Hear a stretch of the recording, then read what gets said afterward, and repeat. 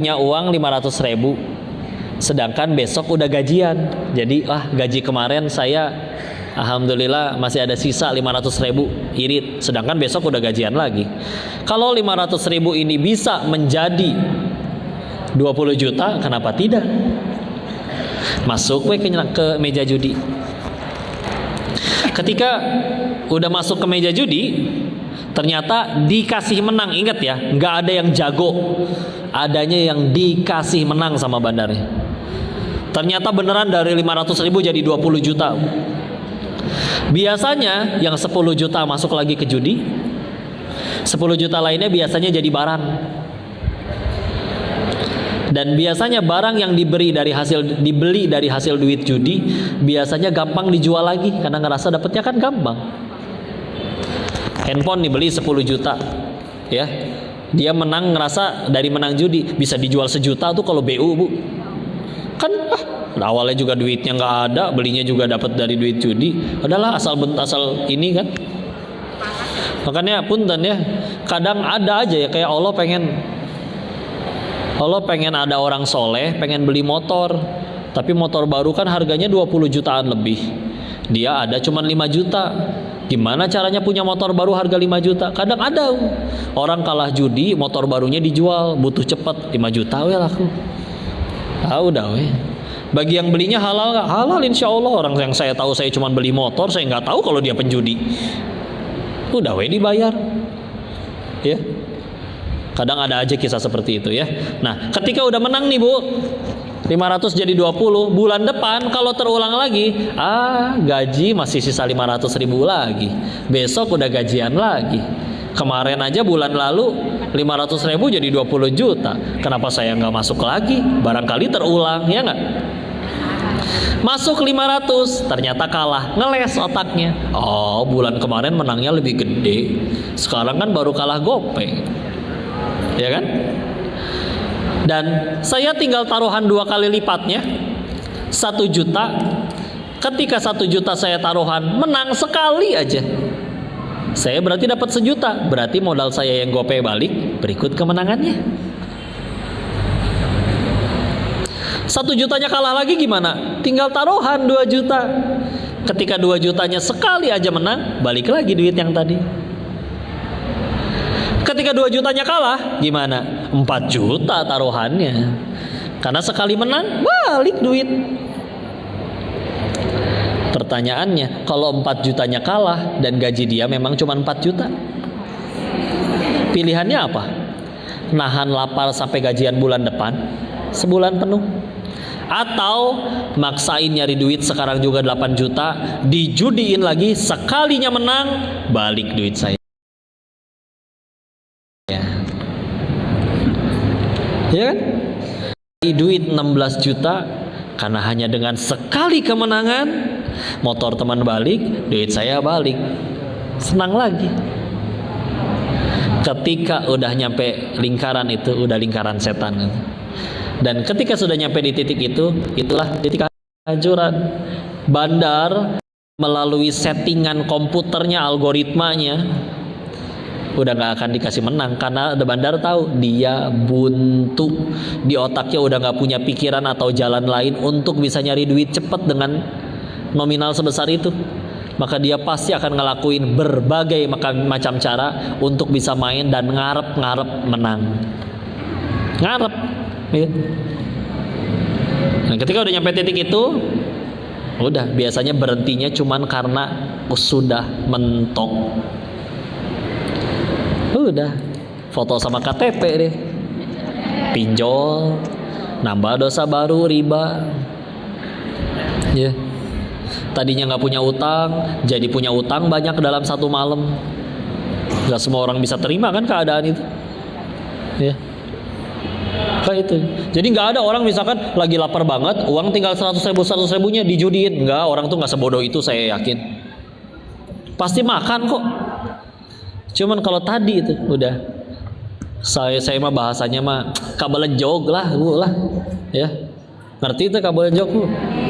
Saya pernah kajian jemput kayak gini di Sumatera, nggak ada yang ngerti, Bu. Naon kabelejog? Udah beda bahasanya. Untung di Bogor ya mah. Ya. Apa coba Bu? Ada di kamus nggak Bu? Kabelejok kalau diartiin bahasa Indonesia apa? Oh, terlanjur basah. Oh gitu. Padahal dia kering loh Bu. Ya kurang lebih seperti itu ya. Siklusnya seperti itu ya. Akhirnya terjebak dan udah. Dan punten sekali lagi, ketika akhirnya dia datang minta bantuan, nggak nolong, dipinjemin itu nggak nolong. Yang ada dipakai lagi.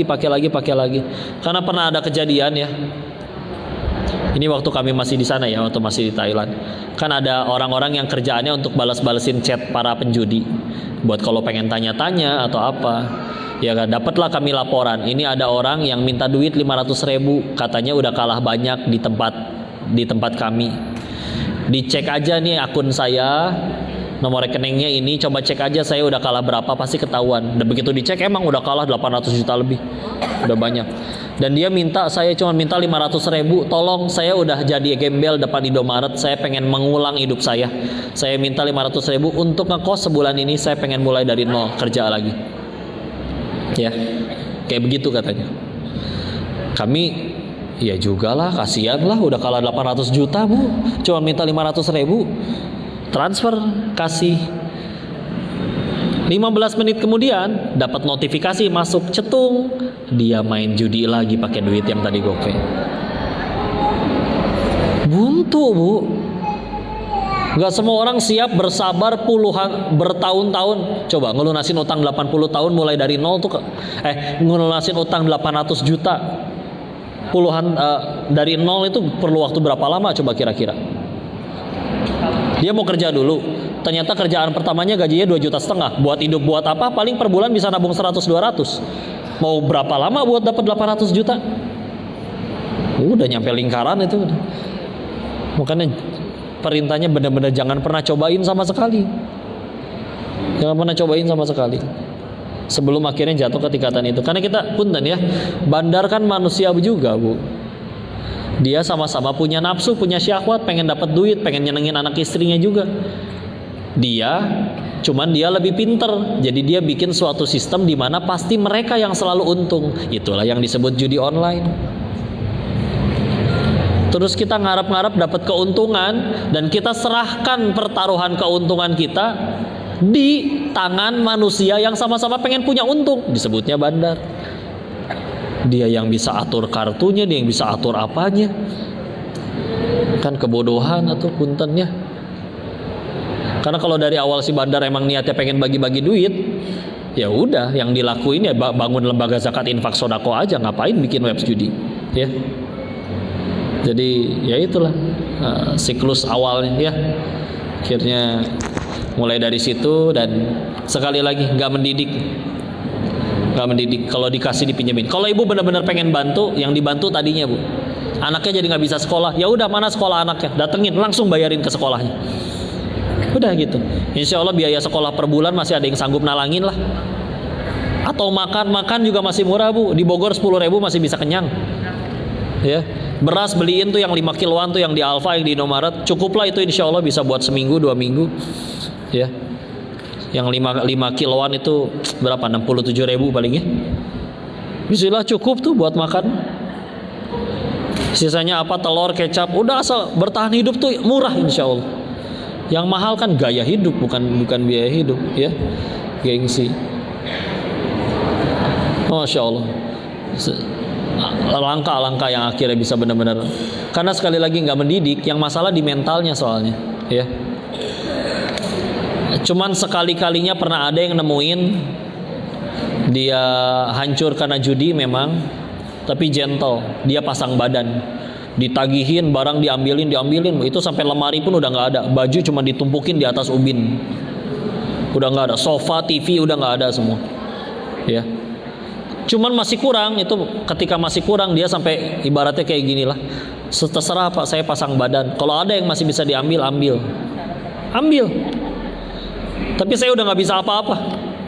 Bapak nggak puas, Bapak pengen bunuh saya. Nih saya yang sediain pisaunya, nih leher saya, bunuh aja saya sekarang. Sampai kayak gitu. Tapi dia bilang, tapi kalau Bapak bunuh saya, demi Allah duit Bapak nggak bakalan balik. Tapi kalau Bapak kasih saya waktu, saya nggak bisa janji berapa lama. Tapi kalau Bapak kasih saya waktu, Saya rapiin hidup saya. Suatu saat saya cari bapak di mana, saya bayar utang saya ke bapak. Bapak udah mati pun saya cari anak bapak. Ditinggal tuh, nggak ditagi-tagi lagi, nggak digedor-gedor lagi. Dan benar-benar dibuktiin meskipun mulai dari nol. Ya, orang ini sempat akhirnya jadi kenek, gajinya sehari 15.000 perak, anak 4 coba tuh gimana tuh nasi garam berapa hari itu. Tapi bener teguh, yang sabar ya ma, yang sabar ya dek. Nah, ibu tahu akhirnya utangnya lunasnya berapa lama? 20 tahun. Hancur beberapa hari, lunas dalam 20 tahun. Tapi jangan salah bu, di hari lunas yang di tahun ke-20 itu, dia sudah jadi individu yang beda luar biasa. Ya soleh, anak-anaknya juga hafiz Quran semua. Beneran. Karena benar itu kuliah kehidupan baru.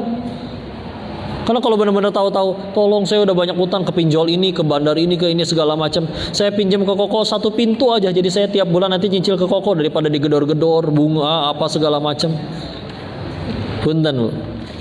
Kalau guru saya bahkan suka ngingetin, kalau kejadian punten ya, misalkan ibu jelas-jelas orang baik, tahu-tahu ketabrak masuk rumah sakit, saya rasa banyak orang pasti pengen bantu bu. Nggak tega, kita tahu kebaikannya. Ini datang-datang dengan ngaku, kenapa kamu bisa minjem duit segitu banyak buat bayar utang? Iya, saya main judi. Itu bisa Allah bikin hati kitanya yang gak pengen ngasih. Orang masalah diundang sendiri kok. Udah gitu apalagi kalau ada track record, catatan bahwa dia pernah ditolong, tapi duit yang ditolong malah dipakai lagi. Kan orang dia tuh makin, berarti cara nolongnya bukan dengan cara dipinjemin ini mah. Ya udah bismillah kuliah kehidupan.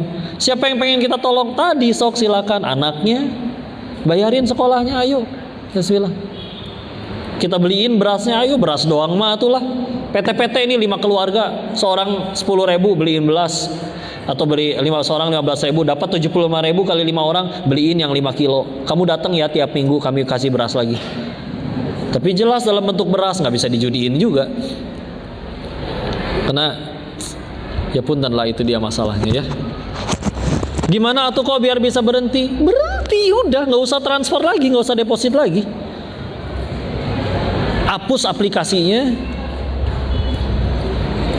Kalau perlu hapus internet bankingnya, jadi nggak bisa transfer kemana-mana. Pakai ATM we udah tuh, atau nggak ATM-nya dipegang sama si mama udah, sama istri. Ya. Taunya mamahnya yang main ya, enggak lah ya, jangan ya, plot twist banget itu mah ya. Enggak, tapi benar, tutup semua pintu ya, tutup semua pintu. Karena kan beneran bu, kecuali setiap kali dia berhenti judi, tahu-tahu si bandar ngirim tukang pukul nyekek anak ibu di rumah. Taruhan nggak lu? Kan nggak pernah ajak kejadian kayak begitu, nggak pernah ditagih dicari. Orang bandarnya juga nggak di sini bu, kantornya di sana, di Thailand, di Kamboja dan sekitarnya ya. Nggak akan nyari dia, gimana coba nyarinya? Nih nyari nih, ngirim tukang pukul, ternyata ketahuan lokasinya di pedalaman Sulawesi Tenggara. Tuh bertiket Jakarta Sulawesinya aja berapa? Udah habis ongkos berapa buat ngirim tukang pukulnya? Dan ternyata dia menang 2 juta ditagihin, ya takor ya. Nggak akan ditagih. Jadi kan yang dilawan tuh sebetulnya cuma nafsu sendiri. Udah berhenti, karena pilihannya 2, berhenti sendiri atau Allah paksa buat berhenti. Udah gitu.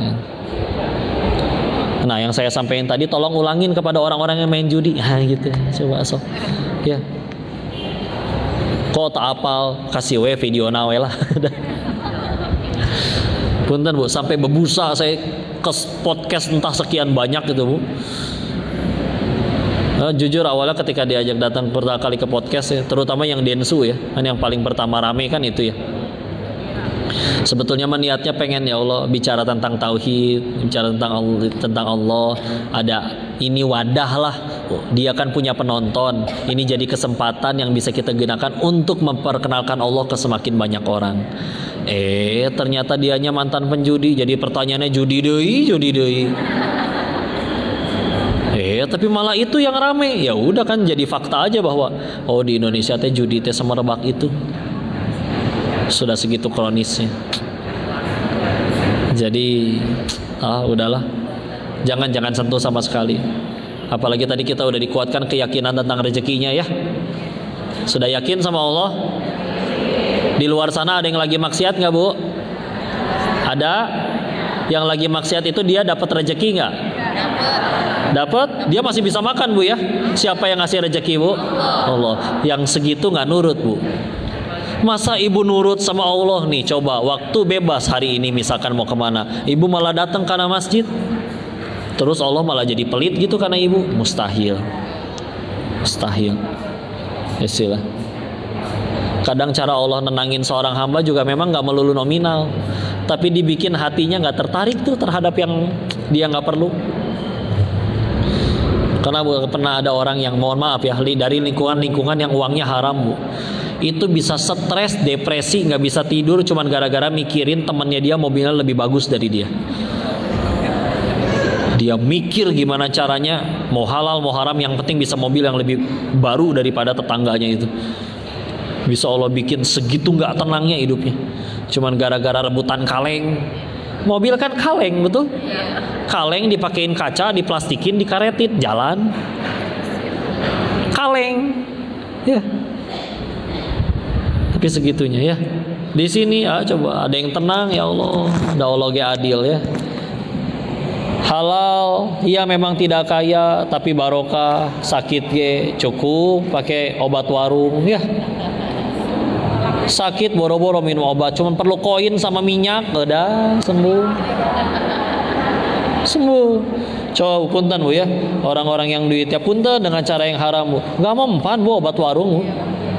Kudu keluar negeri, obat nage marahal. Penyakitnya ge namanya udah yang aneh-aneh Bu. Oh teka bayang ya. Makan pedas dikit masuk gede. Ibu makan beling ge bae-bae aja. Ada kan keripik beling? Coba bisa dimakan Bu itu keripik beling. Ya Allah, seblak segitu bumbunya Masya Allah, anteng weh. Yang lain mah muncrut, ibu baik-baik aja. Coba sayang nggak tuh Allah Bu? Berapa banyak ibu sen kiri belok kanan lebih sering cilaka atau selamat? Tuh dijaga berarti ibu sama Allah. Yang celaka yang belakang kagok liatin ibu. Disayang ya sama Allah ya. Ada Allahu alam bisawab. Mudah-mudahan ada manfaat yang bisa dipetik. Dan yang paling penting tadi ya, kita tambah yakin sama Allah ya. Kita kembalikan dulu kepada Ustaz Jufat. Tafadhol Ustaz. Alhamdulillah.